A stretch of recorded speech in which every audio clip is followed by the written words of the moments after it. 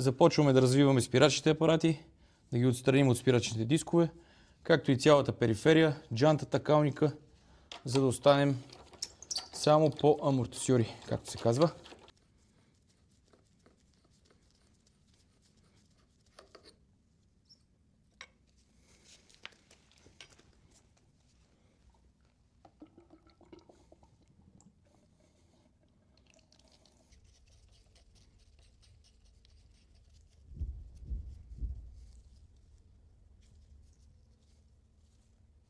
Загряхме амортисьора, приятно топъл и е време да нахлузим семеринга.